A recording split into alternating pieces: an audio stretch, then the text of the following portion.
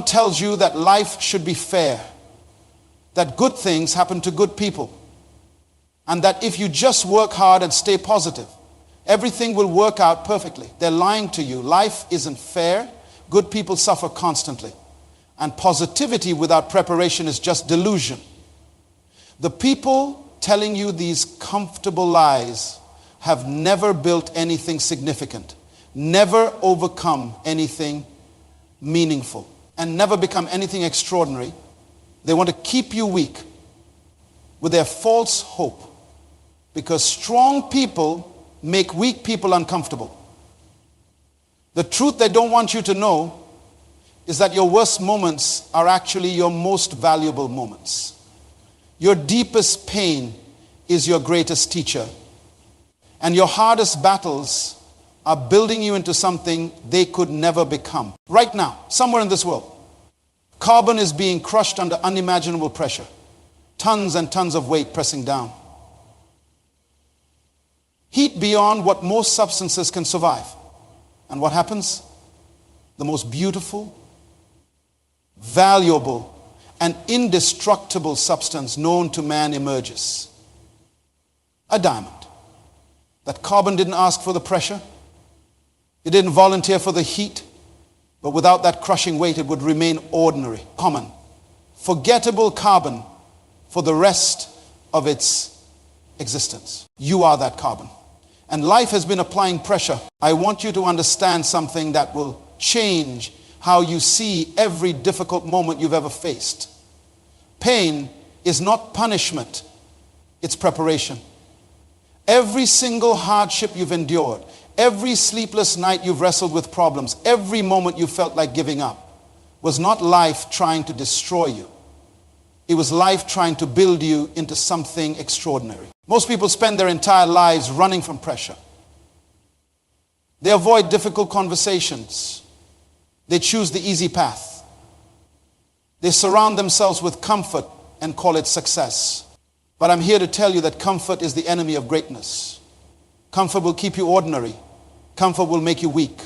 Comfort will ensure you never become the monster you were designed to be. You see, there's a master blacksmith who has been working with metal for over 40 years.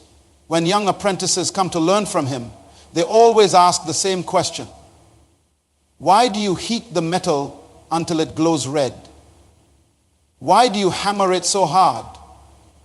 Why don't you just shape it gently? And this wise craftsman always gives the same answer. Because cold metal breaks. Gentle shaping creates weak swords. Only when the metal is heated to its breaking point and hammered with force does it become strong enough to cut through anything. That blacksmith understands what most people never learn. Strength only comes through resistance. Power only develops under pressure. Character only forms in the fire of adversity. Every hammer blow on that heated metal is not destroying it. It's forging it into something that can withstand any battle. Your life has been that blacksmith's workshop. Every challenge you face was another hammer blow, shaping you, strengthening you, preparing you for battles you don't even know are coming. The job you lost wasn't a setback. It was preparation for the business you were meant to build. The relationship that ended wasn't a failure. It was training for the love you were meant to find. The financial struggle you endured wasn't punishment. It was education for the wealth you were meant to manage. But here's what separates the ordinary from the extraordinary. Your response to the pressure. When the heat gets turned up in your life, do you cry about it or do you let it make you stronger? When the hammering begins, do you complain about the pain or do you trust the process? Because the same pressure that crushes coal creates diamonds.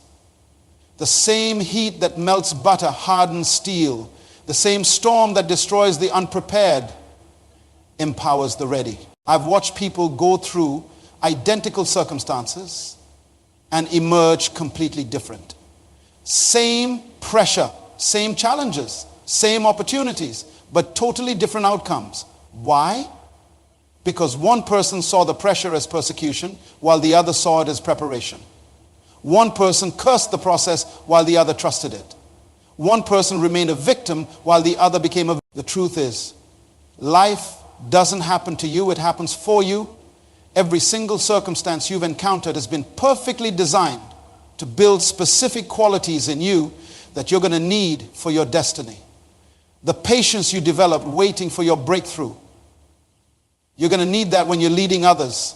The persistence you learned when doors kept closing, you're going to need that when you're opening doors for others. The wisdom you gained from making mistakes, you're going to need that when you're mentoring the next generation. Your hardships weren't random. They weren't accidents. They weren't evidence that life is unfair. They were curriculum. And I use the word monster deliberately, not in the sense of something evil, but in the sense of something so powerful, so extraordinary, so beyond normal that it inspires awe. A monster in the marketplace, a monster in leadership, a monster in creativity, a monster in influence, a monster that cannot be stopped, cannot be defeated, cannot be contained by ordinary circumstances right now. You might be in the middle of your greatest pressure. You might feel like you're being crushed from every side. Bills you can't pay, relationships that are falling apart, dreams that seem impossible, health that's failing. But I want you to remember the diamond. Remember the sword. Remember that what you're experiencing right now is not your ending. It's your beginning. The pressure you feel today is creating the power you'll have tomorrow. The struggles you're facing now are building the strength you'll need later. Every tear you've cried has been preparing you for the joy you'll experience. Every night you couldn't sleep has been training you for the rest you'll truly earn. What separates those who break from those who break through is this understanding. Hard times don't last, but the monsters they create do. The pressure is temporary, but the diamond is permanent. The heating is brief, but the sword is eternal. Your current struggle has an expiration date, but the character it's building in you will last forever. So stop running from the pressure. Stop avoiding the heat. Stop complaining about the hammering. Instead, embrace it. Welcome it. Thank it. Because without it, you'll remain ordinary carbon when you were designed to become an extraordinary diamond. But becoming a diamond is just the beginning. Because there's something even more powerful than pressure. There's transformation. And transformation is not comfortable. It's not pretty. It's not easy. But it's absolutely necessary if you want to become the monster you were born to be. Let me tell you about nature's most incredible transformation. There was once a tiny caterpillar who spent every day crawling on the ground, eating leaves, moving slowly from branch to branch. Other creatures would fly overhead, and the caterpillar would look up with envy. Why can't I soar like them? Why am I stuck down here? But one day, that caterpillar felt an irresistible urge to climb high into a tree and wrap itself in what would become its tomb. Now here's what most people don't understand about this process. Inside that cocoon, the caterpillar doesn't just grow wings and become a butterfly. It completely dissolves. Every cell in its body breaks down into a soup-like substance. It literally dies to what it was to become what it was meant to be. The caterpillar must be completely destroyed for the butterfly to emerge. But here's the crucial part, and this is where most people miss the lesson. Scientists have discovered that if you help a butterfly break out of its cocoon, if you cut it open to make the process easier, the butterfly will die. Why? Because the struggle to break free is what pumps the fluid into its wings and gives it the strength to fly. Without the struggle, there's no strength. Without the resistance, there's no power. Your hard times are your cocoon. They're breaking down everything you thought you were to build what you're meant to become. The person you were yesterday, with all your limitations, fears, and excuses, is dissolving. And yes, it's uncomfortable. Yes, it's painful. Yes, it feels like you're dying. Because in a sense, you are. You're dying to weakness and being reborn as strength. But most people want someone to cut open their cocoon. They want the easy way out. They want the breakthrough without the breakdown. They want the resurrection without the crucifixion. They want to become a butterfly without being dissolved first. And that's exactly why they never transform. They never become monsters. They remain caterpillars their entire lives, crawling when they were designed to soar. Every monster you've ever admired in history went through this dissolution process. The business leader who built an empire first had to dissolve their employee mindset. The champion athlete first had to dissolve their comfort with mediocrity. The influential speaker first had to dissolve their fear of being heard. The loving partner first had to dissolve their selfishness. The parent who raised champions first had to dissolve their own childhood wounds. What's dissolving in your life right now? What aspects of your old self are being broken down? Your victim mentality, your fear of failure, your need for approval, your comfort with small thinking. Good. Let them dissolve. Don't fight the process. Don't try to hold on to what you're outgrowing. Don't try to preserve what needs to be destroyed. Resistance builds strength. Every time you push against something, you get stronger. Every time you face opposition, you develop power. Every time you encounter friction, you create capacity. The muscle that never faces resistance remains weak. The mind that never faces challenges remains small. The spirit that never faces adversity remains fragile. This is why comfortable people are weak people. This is why easy lives create weak characters. This is why those who have never struggled have nothing to offer those who are struggling. They've never developed the monster muscles that come from fighting through difficulties. Your greatest breakdown is always the precursor to your greatest breakthrough. The moment everything seems to be falling apart is often the moment everything is actually falling into place. The chaos you're experiencing isn't random. It's the old structure of your life being dismantled to make room for something greater. But you have to trust the process. You have to stop trying to control the cocoon experience. You have to stop trying to rush the transformation. You have to stop trying to remain comfortable while becoming extraordinary. Because the difference between victims and victors is not what happens to them. It's how they respond to what happens to them. And this brings us to the most critical shift you must make from survivor thinking to monster thinking. Survivors ask, how do I get through this? Monsters ask, how do I use this? Survivors hide from storms. Monsters become the storm. There's an ancient story about two trees that grew side by side for decades. One was a mighty oak, thick and strong, standing tall and proud. The other was a simple reed, thin and flexible, bending with every breeze. When people passed by, they always admired the oak. Look how strong it is, they would say. Look how it stands against every wind. They barely noticed the humble reed. Then came the hurricane. Wind so fierce they could uproot mountains. The proud oak stood firm, refusing to bend, determined to prove its strength. It fought the wind with everything it had. And in that fight, it broke. The massive trunk split. The deep roots pulled from the earth. And the mighty oak fell with a crash that shook the ground. But the reed bent so low it almost touched the earth. It moved with the wind instead of fighting against it. It survived what destroyed the oak because it understood something the oak never learned. Sometimes the strongest response is flexibility, not resistance. This is monster mindset. Monsters don't break because they bend. They don't resist change, they use it.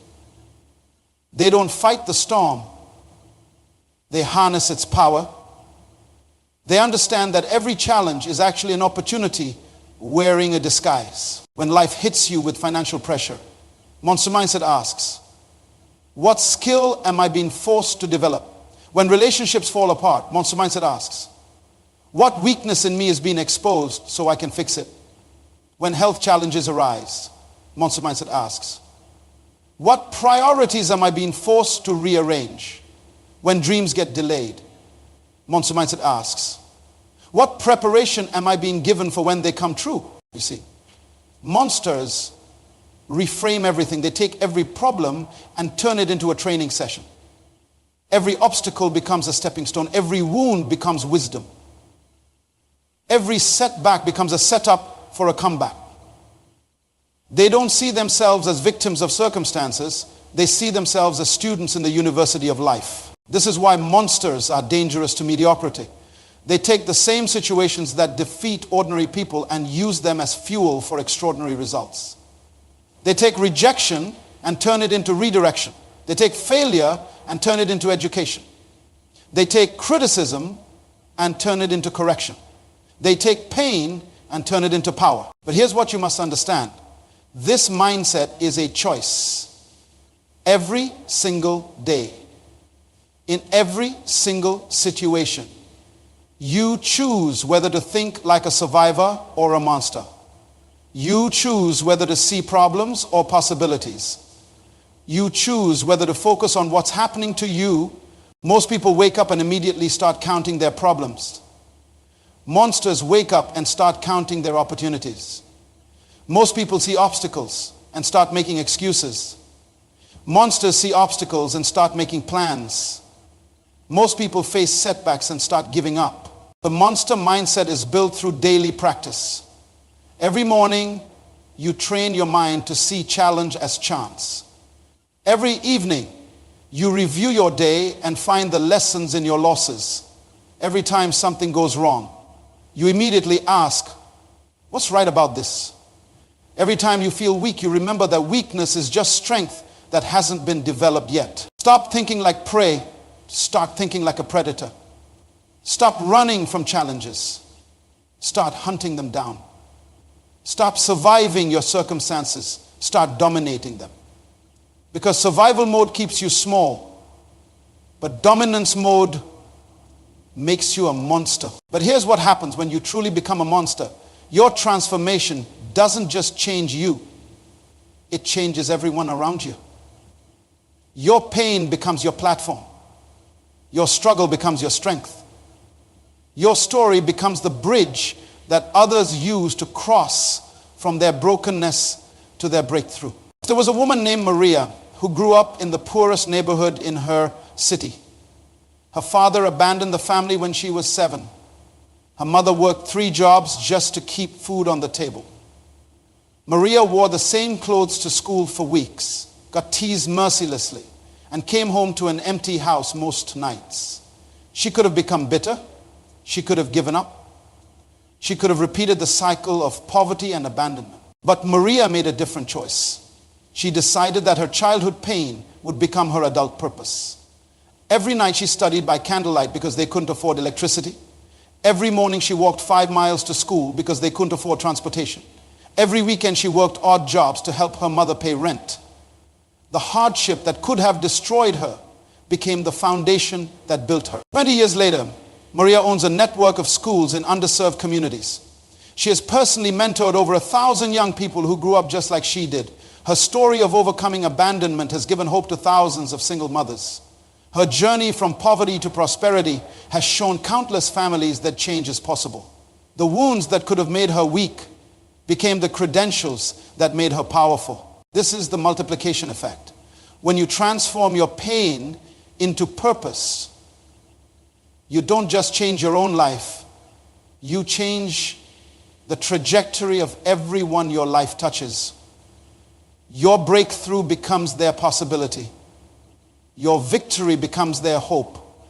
Your monster status becomes their permission to become monsters themselves. People don't follow leaders who have never been through anything. They follow leaders who have been through everything and came out stronger. They don't trust advisors who have never faced adversity. They trust advisors who have faced adversity and conquered it. They don't believe in coaches who have never been broken. They believe in coaches who have been broken and rebuilt themselves better than before. Your scars are not shameful, they are your credentials. Your wounds are not weaknesses, they are your qualifications. Your struggles are not setbacks, they are your setup for influence. Because only someone who has been in the pit can teach others how to climb out. Only someone who has been in the storm can guide others through the wind. Only someone who has been broken can show others how to become unbreakable. This is why your hardest times were not accidents. They were appointments.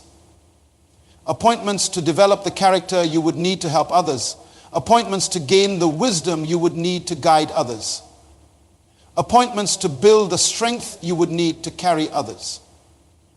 Every tear you cried was preparing you to wipe away someone else's tears. Every battle you fought was training you to fight battles for others who can't fight for themselves. But with great power comes great responsibility. When you become a monster, you become responsible for using that power to lift others. When you overcome, you become obligated to help others overcome. When you break through, you become accountable for creating breakthroughs for others. Your transformation is not just about you, it's about the generations that will follow you. The strength you build today will carry your children tomorrow. The character you develop now will influence your grandchildren later. The monster you become will create a legacy that outlives your lifetime and impacts people you will never meet. Now comes the moment of truth. You've been through the pressure. You've survived the transformation. You've developed the mindset. You understand the responsibility. Now you must make the final choice. Will you live as the monster you were forged to become? Or will you shrink back into the comfort of being ordinary? Let me tell you about a man named David who worked in a factory for 15 years. Every day, same routine. Punch in at 7, work the assembly line. Punch out at 5. He was reliable, punctual, never caused trouble. But he was also invisible, forgettable. Just another worker in a sea of workers. His supervisors barely knew his name. His co-workers saw him as furniture. Even his own family took him for granted. Then the factory closed overnight. David's steady job disappeared. At 52 years old, with a mortgage, 2 kids in college, and no college degree himself, David found himself unemployed in a town where good jobs were scarce. His wife panicked. His children worried. His friends offered sympathy, but no solutions. Everyone expected David to crumble under the pressure. But something extraordinary happened in that moment of crisis. For the first time in his adult life, David was forced to look inside himself instead of outside circumstances for answers. For the first time, he had to discover what he was truly capable of when everything comfortable was stripped away. For the first time, he had to become the monster that 15 years of factory work had been preparing him to be. David realized that in those 15 years on the assembly line. He had learned every aspect of manufacturing. Quality control, efficiency systems, worker motivation, cost reduction, problem solving under pressure. He had been unconsciously studying business operations while everyone else just saw him as a factory worker. The crisis didn't reveal his weakness, it revealed his hidden strength. Instead of looking for another job, David decided to create jobs. He used his life savings, borrowed against his house, and started a small manufacturing consulting business. The first year was brutal. He worked 18-hour days. He faced rejection after rejection. He had to learn marketing, sales, accounting, and leadership while building his business. There were nights he lay awake wondering if he had made a terrible mistake. But David had learned something in those 15 years that his competitors with fancy degrees hadn't. How to keep working when things get tough. How to find solutions when resources are limited. How to stay focused when everything around you is chaos. The factory had been his training ground, not his prison. The assembly line had been his classroom, not his curse. Within 3 years, David's consulting firm was helping manufacturers across 3 states improve their operations. Within 5 years, he was employing 12 people, including 3 of his former co-workers from the closed factory. Within 7 years, his company was acquired by a national firm for more money than he had made in his entire factory career combined. But David didn't retire. He used that acquisition as a platform to start an even bigger company. Today, David's manufacturing empire employs over 500 people. He's created thousands of jobs in communities where factories had closed. He's mentored dozens of entrepreneurs who were facing their own crisis moments. He's donated millions to education programs that teach practical skills to workers whose industries have disappeared. The man who was once invisible in a factory is now influential in an industry. But here's the most important part of David's story. He never forgot where he came from. He never developed amnesia about his struggle. He never started believing that his success made him better than others who were still in the fight. Instead, he used his monster status to become a ladder for others to climb. David understood that becoming a monster isn't about becoming arrogant. It's about becoming useful. It's not about looking down on others. It's about lifting others up. It's not about forgetting your pain. It's about using your pain to prevent others from experiencing unnecessary pain. This is what separates true monsters from false ones. False monsters use their strength to dominate others. True monsters use their strength to develop others. False monsters hoard their wisdom. True monsters share their wisdom.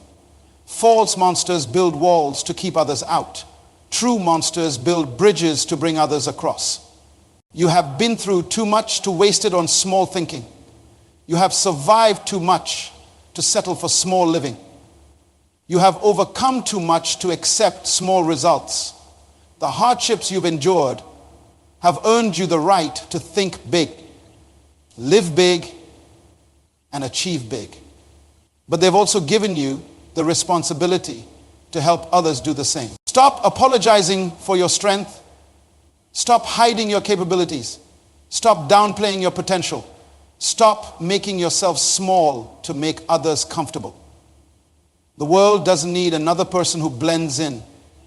It needs the monster you've become through your struggles. Your scars are not something to be ashamed of, they're something to be proud of.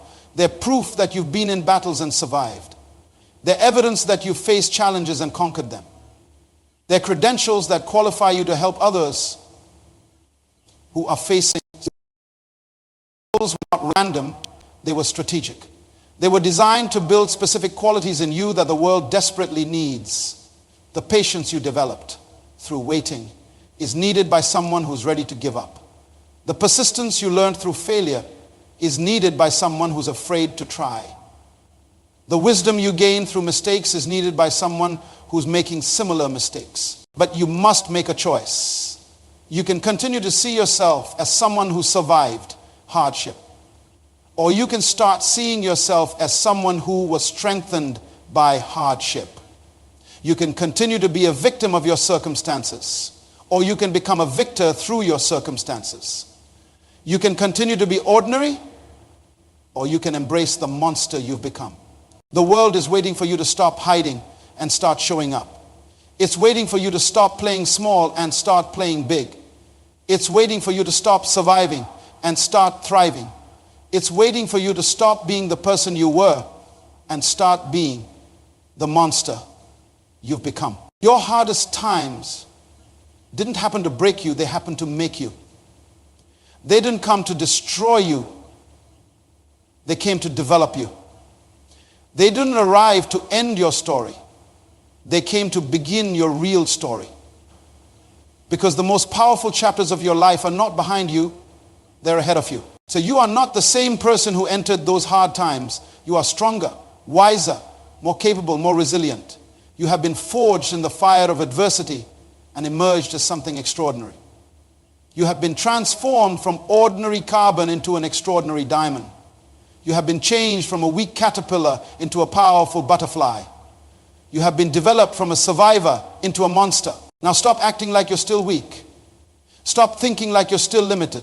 Stop living like you're still the old you. You're not. You're a monster. And the world needs you to start acting like one. The time for hiding is over. The time for playing small is finished. The time for surviving is done. This is your time to dominate.